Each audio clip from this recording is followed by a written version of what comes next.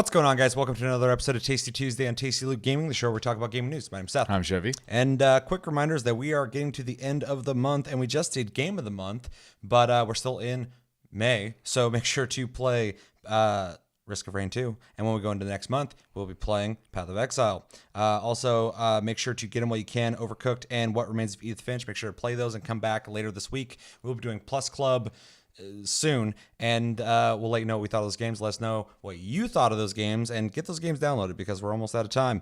And hopefully we'll find out what next month's PlayStation Plus games are, because we haven't found out yet. Apparently it's going to be Wednesday, so we'll see. We have a Discord link down below. You can talk to us anytime, all the time, and we are on iTunes, Spotify, and other podcast platforms. If you'd prefer to listen to us, you like audio more than video, or whatever reason, you can do that there. Tasty Tuesday, so things are slim pickings right now, and I've been saying that for a couple weeks now, but as we get closer to E3, it seems like people are starting to pull back all their news because they're ready to just dump it all at once. So we got a couple things to talk about. One of them, some people might be freaked out about, but I don't think it's that big a deal, so we're going to talk about it. And then we got a video we're going to watch. So with that, let's get into the first bit of news. Okay, this first topic does have a lot of information, so I'm going to be reading it verbatim off of the website we're using. So with that, what is it? It is the World Health Organization's decision regarding video game disorder. So officially being a disorder according to them. Yeah. Okay. So the World Health Organization has decided to add gaming disorder to its list of recognized illnesses. The 194 members of the group made the decision at the 72nd World Health Assembly. They agreed to adopt the 11th revision of the International Statistical Classification of Diseases and Related Health Problems. Hopefully I won't have to say that again. Which is also known as ICD-11. This new revision of the ICD includes gaming disorder as an illness. According to WHO's ICD-11, this is the definition and characterization of gaming disorder. A pattern of persistent or reoccurring gaming behavior, digital gaming, or video gaming, which may be online, over the internet, or offline, manifested by 1. Impaired control over gaming, e.g. onset, frequency, intensity, duration, termination, context. Number 2 is increasing priority given to gaming to the extent that gaming takes over precedence over other life interests and daily activities. And number 3, continuation or escalation of gaming despite the occurrence of negative consequences. The behavior pattern is of sufficient severity to the result of significant impairment in personal, family, social, educational, occupational, or other important areas of functioning. And the last bit I want to add to that is they announced the ICD-11 will go into effect January 1st, 2022. Thoughts? Well, look, there's something else here too. Let's see. Yeah, so the ESA pushed back on this decision, and they also said that recklessly trivializes real mental health issues like depression and social anxiety disorder, apparently. So it is worth mentioning as well to this that when this was first talked about in 2018, and now that it's officially a thing according to the WHO, a lot of people in the video game industry have been pushing back on it and want them to reconsider this whole thing. Okay, so my thoughts on this. They've been talking about this since 2018, and then I thought it was kind of ridiculous, and now I find it kind of ridiculous. First thing I want to say about this is anybody who hears this, first off, I keep saying first, I'm trying to build this up. Every time I hear about the WHO, nobody fucking cares what they say. They don't do anything. They're not official about anything. They're just a group of people who talk about health shit. They have these meetings, and then they put it out, and it's offered, and people can hear that and go on with their fucking lives. Most people I know don't fucking even think about or talk about the World Health Organization. That being said, I've had multiple people recently go, holy shit, have you heard this? I can't believe they're saying this. I can't believe, blah, blah, blah. It doesn't mean anything. This is just them putting out a guideline of what whether you respect them or not is your business. This is just what they think. It's worth noting that they've said a bunch of shit that they think when it comes to health, and nobody cares. So take this with a grain of salt. The only thing that this can do is they could potentially get enough people together and try and influence something, but still they'd have to go have a meeting with somebody. So anybody who's kind of like alarmist about this, it doesn't mean anything. So my opinion on their opinion, I think there's not enough evidence to support the idea of any kind of gaming addiction or gaming disorder. You can't find it anywhere if you look it up. So it's kind of ridiculous that they are just pointing at that specifically, because all the things that they said that they're saying is this disorder are common in a lot of things that people show when they become addicted to anything, habitually, mentally, whatever. And I think putting the laser sight on fucking video games, it just reminds you of the 90s when people are saying the video games made, well, they still say it. Violent video games make people fucking violent, which is not true. There's no evidence of that. So, yeah, in my opinion, this is a bunch of people who are out of touch with what's going on with gaming. And I think they're oversimplifying a bigger problem. I think there is a little bit of merit to it in the sense that, like a lot of things, video games offer escapism to people who are looking for it. People who are feeling more fulfillment from a video game than they are in their life for whatever reason. No judgment, no nothing, whatever. If they're getting more fulfillment out of a game than their life, they're more susceptible to prioritizing that. If you were wanting to fix that, you could seek therapy the same as you would seek therapy for anything they're using to escape that. So to say it's like a video game problem, again, I think is oversimplifying it. So this whole thing's ridiculous. It doesn't do anything. It's just a group of people who have an opinion, and all the video game industry pushing back on it. First off, makes sense because they're fucking with their business. Mm-hmm. Even if it's not like, it's officially for them, but it's not official to everybody. It's still bad press, essentially, that they're saying officially there's a gaming disorder, and, your casual person or person who doesn't play video games or whatever, unaffected by games, it's not interacting with them. They're going to hear that and they're going to go, oh man, did you hear that? I think little Jimmy's got gaming disorder. And the industry knows that. They don't want that being passed around shit, so they want that reconsidered. But also they want to reconsider because they have said, when they originally said this in 2018, but up until now, there is no studies that back that. So if you want to say this shit, which I'm all for the facts, where the fuck are the studies at? That's it. Like, if you don't have them, if you don't have evidence for this is just a group of people, and it doesn't even say that they all agreed on it. It just says that the 194 members made the decision. So this was probably voted on, probably got the majority of the votes or whatever the fuck. I don't know how they do this. And yeah, it's just meaningless. I just wanted to clear it up for people because there's a lot of people who are kind of like worried, like, oh shit, they're coming after the games or whatever. They're blaming us. They're making us the bad guys or whatever. And yeah. Oversimplification, there's no proof of it, and it's whatever. Man, it's going to be kind of short for me because I'm pretty much just going to piggyback off you and say the only thing I'd really add to that is anyone who does, have half the things they're talking about on here, they probably have a different issue altogether anyways that goes beyond the game being the issue. So,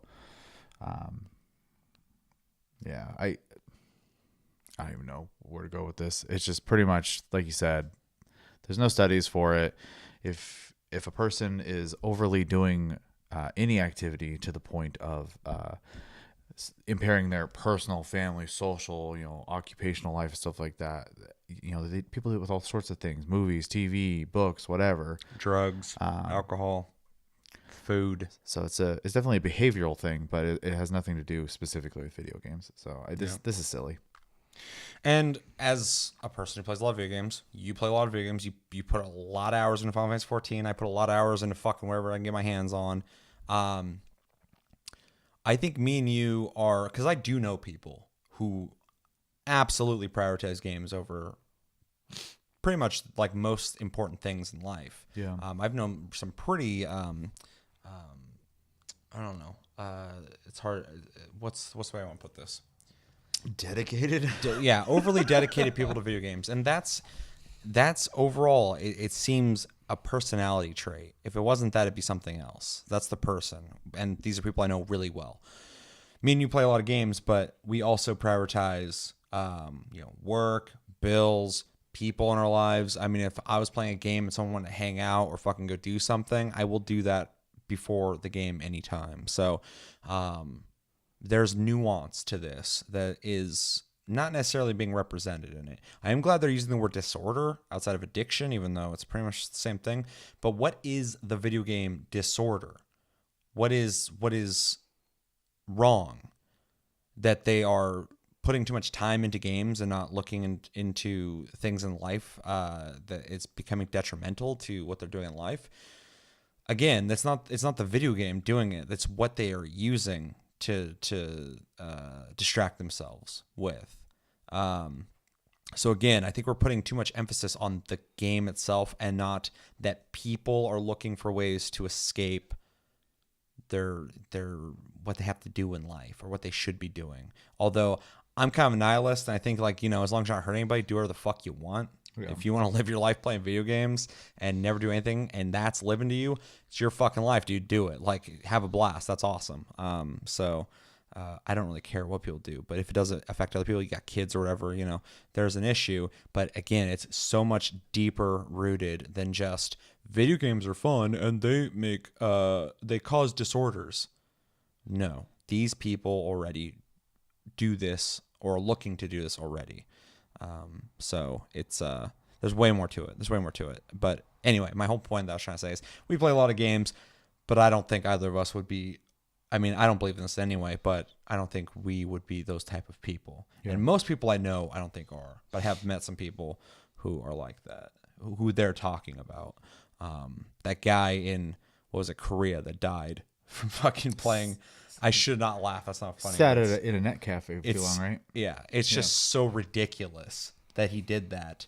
That's maybe who they're talking about. But again, that dude had something else going on for sure. If he was willing to fucking sit there and die for a video game, I'm going to wager like 99% of people wouldn't do that. Yeah. I think most people wouldn't do that. Even All McSci likes to sit around and fucking not get off that couch. He brags about all the time. He's like, I'm just going to sit here. I'm going to eat food. I'm going to play video games all fucking day. He ain't doing that shit. He ain't going to fucking die. When I'm leaving work on Fridays, that's pretty much what I say. I'm like, hopefully, I'm just sitting on my butt playing video games all weekend. Yeah. Yeah, I mean, if I don't have shit going on that weekend, and like I've been working, we work physical jobs. Yeah. It's nice to sit down and fucking just play a video game once in a while. But I do like to like go out and get on the bike and ride around and shit a bit. But just because I can't sit there for too long. I'm fucking way too like hyperactive to do that. But yeah, I mean that's most people are responsible in that sense though. But again, I'm just going to reemphasize, I do know people personally really well, some people who put a lot of time into video games and will prioritize them over life tasks. And, some of those are good friends of mine. And I think if push came to shove, they would, not choose games over something super important. But, it's kind of all over the place. But again, I think it's so much more technical than they're really letting on. Again, I think these are a bunch of older people who have just observed the worst of the worst and went, there's absolutely a problem here. They're showing signs of addiction and they're playing the video game. Yeah, but that's the person. If it's not the game, it'd be something else. Never mind, gaming being one of the top, if not the top form of digital entertainment. So it is the top form. It sells more than everything. It's huge. Most people play video games nowadays, and yeah. So I mean, if you're looking for that, you got a real good chance of fucking finding them playing video games for sure. Yeah. I mean, I know people who sit there and just watch movies all the time, constantly. I would not say it's a movie disorder. Yeah, it's just people choose what they want to do in their free time, and obviously, like we said, if that bleeds into taking over their ability to handle real life responsibilities that actually have consequences, there's a bigger problem. So, but it's not like the movie is telling them or keeping them there. There's no chemical reaction happening there for that. So, well, there's definitely chemicals going on there with everything you do. If you're having fun, you're getting dopamine from it. So, which is something that happens during addiction, but it's not. You are not inputting something specific. It's just what you're doing is doing that. So it's like I said, it could be anything. So, I have music disorder though, in the sense that when I'm listening to music, I'm like an album guy. I like to listen to the whole fucking album. If you skip a song before I'm fucking done with it, I'm gonna get pissed. Happens all the time. I'll be listening to a song and someone like fucking at a party, something like, oh, unless it's a different song, then I'm like, why would you do that? That's a disorder. I have that. Where you at, who? Yeah. Anything else you want to say on that? I kind of fucking just said a lot of shit to that. It's just they've been talking about this for a while, and it's just kind of tired. And this, like I said, takes me back to fucking the 90s where people were like, people are violent and video games are violent, so there must be a connection. And then people who study are like, no, we don't see a rise in violence from video games at all. In fact, there's more violent games now than ever before in more hands, and violence has not gone up, it's gone down. So what the fuck is going on? Anyway, brings me back to that. It's dumb. It's ridiculous. I hope they will retract it, but I don't think they will. But again, I don't think it's going to do anything. It doesn't matter. Just the people who are uninformed are going to hear that and go, well, I knew it. Or they're going to go, I don't give a fuck. Anything else? No. Let us know in the comments what do you think about the WHO saying that gaming disorder is the thing officially. They've been talking for a while, but now they're like, it's official. We finally came together. It's official. Do you think it's a real thing? Do you think it's not a real thing? Do you believe in gaming addiction? Do you think it's the specific thing they're doing or a characteristic personality trait? Do you know anybody who's super into video games? You might be as well. To each their own. Do whatever the fuck you want. Yeah. Any validity to it? What's your thoughts on the whole topic? And do you think, this is the really important question, do you think this being made official is going to affect anything important to us as gamers? Let me know everything you're thinking about in the comments below. Second bit of news is more so just the video we're going to watch. So Nioh 2 is coming out. Sequel to Nioh, obviously. If you haven't played it, fucking play it. It's awesome. I love Nioh.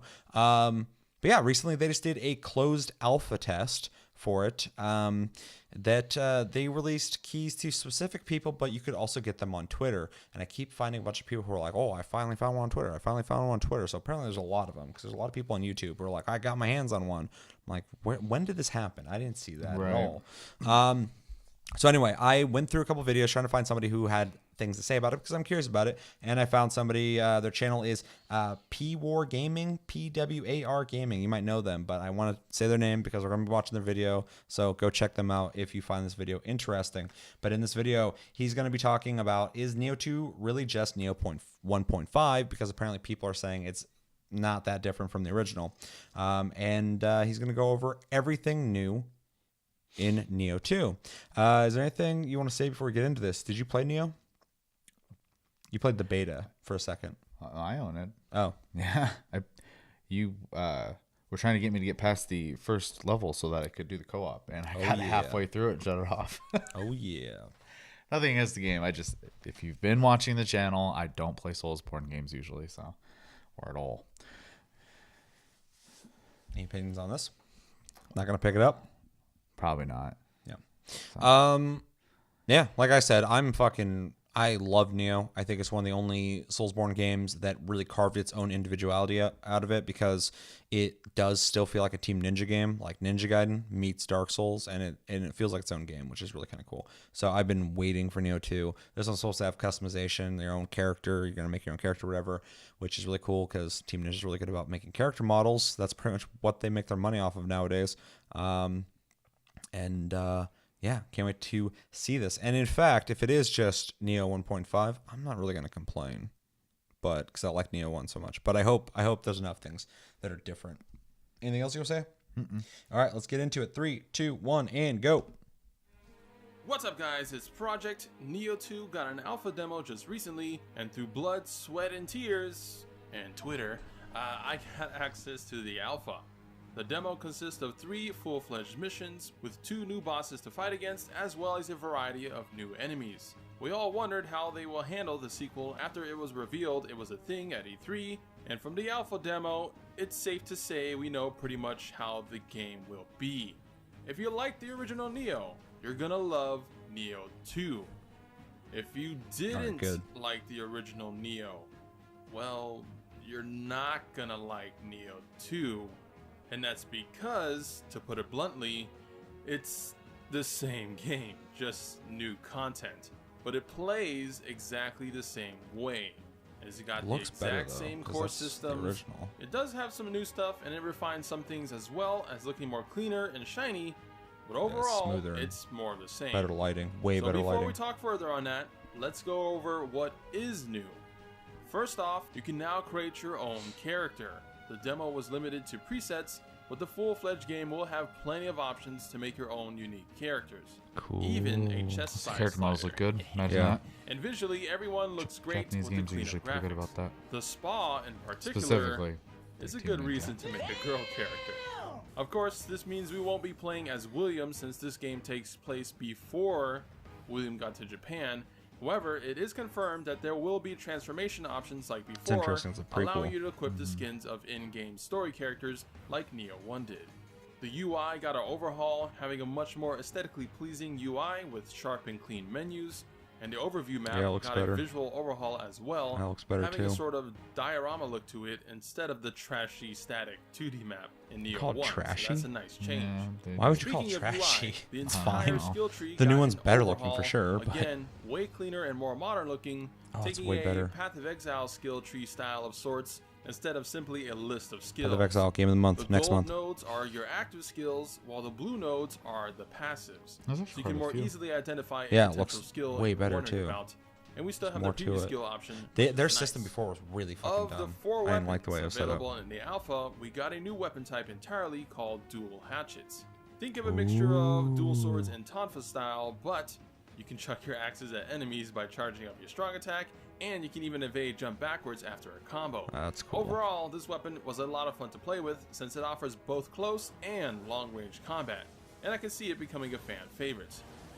There's a new Revenant system in place where now you can use players' characters as an NPC helper in your game, useful for people without PlayStation Plus, wanting some help, and just generally these guys should speed up farming stages for certain items, although they do cost Ochiko cups to summon. If you're having trouble in the game though, summon one of these guys. You also get cups based off how many people use your helpful Revenant, which is nice. And multiplayer co-op is still in, with a maximum of 2 pals you can bring along, and the option to create custom parties. But seemingly there's no voice chat still. Of course, we got a handful of new yokai to fight compared to Neo 1. A lot of reused ones showed up, but there's still enough new ones to be exciting. Which, a new and awesome feature that is gameplay related is the addition of yokai skills. Basically, defeating yokai can drop their soul cores, which you can equip up to 2 to your spirit partner, allowing you to use those yokai's abilities to your advantage. Overall, this actually added a lot to your gameplay. It's weird because it seems like features-wise, that's where the sequel part is. Of course, you do need to charge them up via yokai force, which is gained by attacking enemies. But the 1 to 2 uses that reminds me of that one game on PS3 can deal a great blow to your enemies. I had a lot of fun with this mechanic personally, and if you do have the alpha and want a strong tool to use, go figure. pick the I think I ended up Soul purchasing Core. it. The ability to go underground, effectively dodging any attack. Then you can come up whenever you want when it's safe to deal a lot of key damage to the enemy, which was sick every time I used it. So the addition of these, which also come with unique and random passives and even their own levels, will surely add to the gameplay of the game. But of course, the biggest new feature is the addition of Yokai Shift, aka Demon Mode. Living Weapon now turns you into a demon instead, at least in Alpha. Each spirit has their own unique demon form with their own unique moveset. It's no longer based on your weapon, it's a brand new moveset limited to the type of demon. Of the types, we got fire, water, and corruption element. In this form, you have your basic attack and mechanics. It's weird, work they did a similar lot of work the to the weapon game. of the prior game, needing Amrita Just to not maintain visually. it. But your Yeah. strong The graphics attack are is the better. main course meal of this mode, where charging it absorbs Amrita to make your weapon stronger, gameplay dealing wise, increased they've added a damage and lot. stun potential. Yeah, for sure. Or you can absorb it to yourself to extend your demon form. You also automatically dispel yokai realms when you touch them, which creates Amrita for you to absorb. And if you can time it right, you can sort of parry attacks back to deal key damage to the enemy. If you see my Alpha Bosses video, you would see how effective this mode can be to the bosses, many of which otherwise people have struggled with. And I haven't even built the character in a specific way to capitalize on the damage, so it is seemingly very strong off the bat. But that's pretty much it as far as major new stuff goes. Level-wise, I it suppose looks a there is a new lot like the mechanic first called game. the Dark Realm, but this kind of has people grumbling a bit, as the amount of key reduction speed you get during this makes a lot of the battles way harder than in Neo 1. And almost every boss has an effect like this, where everything becomes grayed out sorta, and things get crazy. The upside is you can build more yokai force to spam your yokai skills more, but the main yokai you need to hunt to get rid of the realm are also a lot tankier and deal more damage, so it's two negatives for you just for one positive. I suppose if you were worried about difficulty being changed to be more casual, this stops your worry.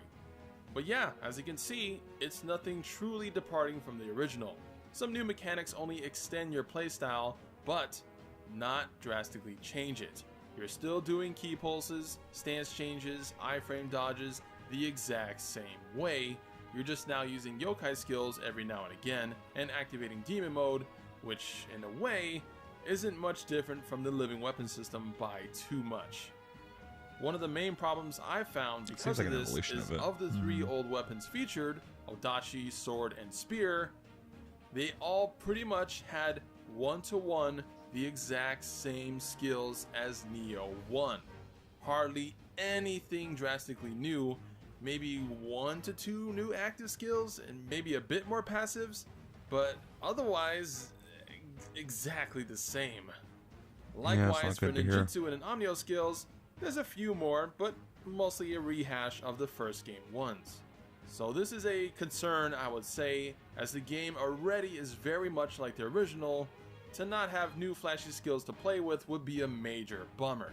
So hopefully these skill trees aren't set in stone and Yeah, will be more that would expansive kinda in the suck. final game. Likewise, hopefully they add a variety of new weapons to the game as well, not just returning. As if these 4 are truly the only weapons in the final version, that will be very bad for diversity, which was already sort of a problem in Neo 1 before the DLCs got added. And if we're copying and pasting, then there should really be over 10 weapon types in the final game, and there's no excuse to have less given what little is new. It's also And wondering about as if they said have the and exact shown, same amount the at the new very demon least. mode is very capable of being a powerhouse, and the loot system is seemingly the exact same, with random effects, rarities, levels, and there's some set bonuses in alpha as well. So the Diablo loot system is still there, Cool. but that also means it'll be harder to balance the game, which if we do make powerful builds or abuse certain yokai skills or demon modes, we could see a repeat of Neo 1 with hefty nerfs every month to something we took advantage of, because there's just too many factors for them to consider because of all the effects on the loot. And there's also new modifiers as well to take into account, so it's a boon and a curse for us builders. I'll We say still don't know much that's about one the of my favorite story, things about only Neo that it is predates Neo random 1, loot. but hopefully they can make interesting characters and scenarios we can all end up loving like the first. The story of the original was forgettable for most, but I really like the twist they put on the old historic figures of Japan, and while William, for the most part, in my opinion, was a pretty bland character, he did yeah. tie in relations with Hanzo and Akatsu, a bond we might not get as close with our own custom characters this time around. But yeah, I think that wraps up what you guys needed to know about Neo 2. It is an alpha, so things could get changed or expanded upon and whatnot, but it's not like it's going to be drastically different in the final version. You're not going to get a Dark Souls to Sekiro switch. It's more along the lines of Dark Souls to Dark Souls 3. Same core, but just more stuff added, which I guess is what you'd expect from a sequel. I just don't think this route will expand the player base more than it is just satisfying the current one. If the gameplay or loot system turned you off from the first, you can save yourself $60. But I love Neo 1 and I love my time with the alpha, so I guess I am satisfied. There weren't any major You sound bugs so satisfied. far that I've noticed. Some of the yokai repeated some of the skills a bit too much. They got locked into repeating the same skills. And some of the AI broke a couple times, but other than that, everything seemed kind of polished outside of the occasional pop-in of objects, but that's likely PS4 problem related. 1080p 30 frames per second, aka movie mode, was super garbage. And as far as I'm aware, there's no 4K mode for PS4 Pro. As far as release dates, there has been no announcement, but with the rumored launch of the PS5 next year, I'm just wondering if it'll be a straight cross-gen game, releasing at the same time PS5 does, or if they'll release it early quarter 2020, and then later make an upgraded PS5 version of sorts. We'll see. For those wondering about alpha access, it is completely random. Randomly sent out to PS4 owners, regardless if they even have the game or not. And we don't know anything about a PC version yet, or an open beta for a PC version, but they'll likely have an open beta on the PS4 again sometime down the road, perhaps around TGS time. And I'm sure we'll see or hear more about the game at E3 in a couple weeks. But yeah, I think that wraps it up. What do you guys think of Neo 2 so far? We're gonna get right into that. PWAR gaming. All right, so that was Neo 2. What do we think of it? I mean, it looks neat. I didn't play a whole lot of the first one, so I'm gonna have a hard time drawing comparisons between the two. But at least from what he said and what I saw in there, I think the form changing was neat. I like that kind of stuff in games in general, though. And then there was something else on there I thought was the monster or yokai abilities. I thought was a neat touch because it kind of adds another element of customization that didn't exist before. So yeah, one of the cool things about Neo, outside of it just being like a fun game, obviously, is like random loot, but also you unlocked like new spirits as you could progress, and then you got to pick which one you wanted to use, and they all had like a special that you could do with them. It was kind of cool seeing that animation, having a different spirit with you and having different moves and properties and elements and shit. So it is cool to have more stuff kind of stacked onto it to kind of add to that flair. It's not quite Pokemon, but it's kind of neat to progress, get something, and choose which one you want to use and stuff like that. Right. Which is kind of cool. So that yokai system is really neat. I like that you transform into them to do the move and stuff like that, which is pretty cool. Yeah. I mean, other than that, though, I mean, it looks like Neo to me. With what he said and what, I saw, it definitely looks like, if you were a fan of the first one, the second one's going to be cool. I don't know if I necessarily 100% agree with him that it won't necessarily bring new people, because there are people who just may not have known about the first one and they might advertise this one better, or the word of mouth might be better this time. But yeah, I mean, obviously we'll see what happens with it when it releases. And if it's a better starting product, it has a better chance than Neo 1 did. Yeah. Because people, might have been disinterested or tried Neo for a second and kind of like, eh. And then if this one's like better, has more content, they might be like, oh, this one's better. This is cool. I'll buy or, play this one. So yeah, I mean, I don't agree with that either. Yeah, I mean, I beat Neo. I really liked Neo a lot. I never got the DLCs, although I think I bought them. I don't think I played them.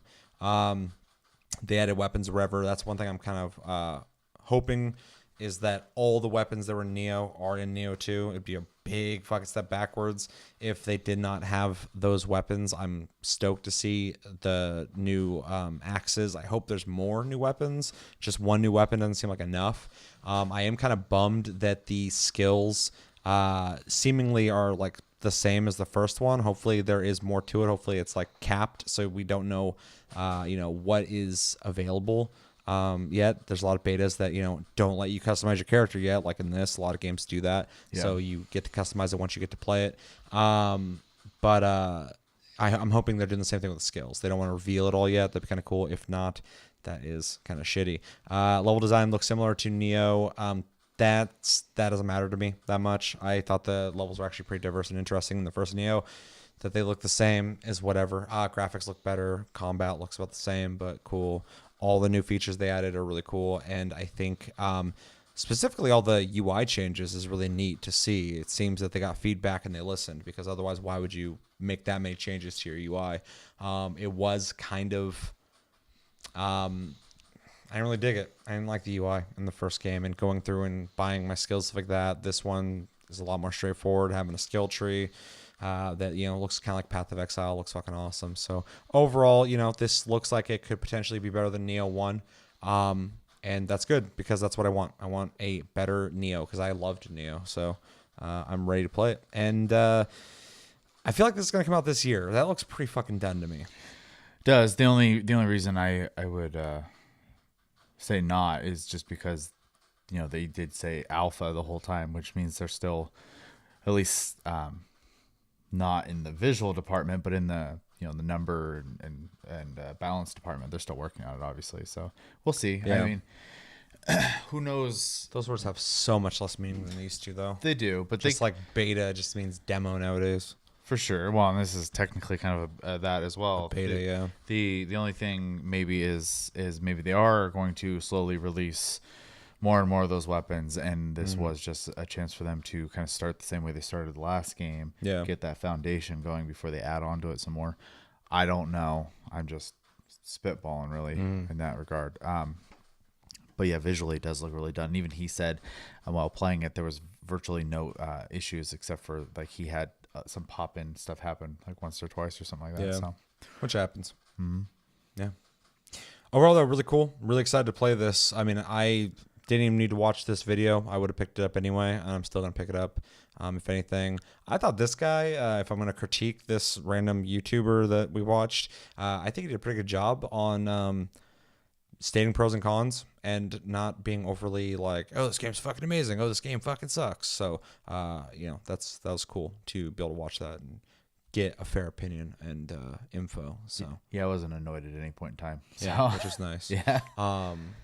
Because yeah, like I said, he wasn't gonna sway my opinion, but at the same time, I do feel like I learned some shit about the game that has altered what I'm hoping from it. So, you know, I'm glad that we watched that video. Yeah. So, anything else you want to say on that? No. Neo 2, looking awesome. Let us know in the comments, what do you think about Neo 2? Are you excited for it? Are you not excited for it? What do you think of this video? Does it sound like it's going to be better, worse, or the same? Are you worried it's going to be 1.5? Do you think it's enough stuff to make it different? Are you interested in playing this even though you might not have played the first one? Are you one of those people? Are you not interested in this at all? And if you're not, let me know why, because I'm going to tell you right now, you're watching this channel, you know me. It's really good. You should play it. Unless you just don't like Dark Souls games. But if you liked Ninja Gaiden, like back on like the 360 and the Xbox, you'd probably like this game. It plays pretty similar to that as well. So it's just a third-person action game that takes some systems from Dark Souls games. Yeah, let them know everything you're thinking about when it comes to the random people making up disorders and fucking Neo 2. But that's going to do it for this episode of Taste Tuesday on Tasty Blue Gaming. As always, thank you for watching. Make sure to like and subscribe to this episode. Make sure to check out our other episodes. Check us out on Tumblr, Twitter, and Facebook at Tasty Blue Gaming. Check out my streams on Twitch at Tasty Senpai, all one word. Hit the notification button to know when I go live. We have Discord link down below. Talk to us anytime, all the time. We're on iTunes, Spotify, and other podcast platforms. If you'd prefer to listen to us, all those links are down below as well. And yeah, this week is kind of fucked. So we have I have two videos from streams I did prior. You should check those out. But we also did Game of the Month already, which is the episode before this one. So go check that one out as well. Plus Club will be coming later this week. So schedule's a little unorthodox this week, but episodes are coming out. There's a lot more episodes than normal. I know a lot of you guys appreciate more fucking content, so hopefully you enjoy it. But just letting you guys know where we're at, because it's a little confusing game for me right now. So check out all those episodes and stay tuned for more episodes. Until next episode, my name's Seth. I'm Chevy. Until the next episode, I'm Seth. Again. Take it easy, guys. Fucking repeating myself.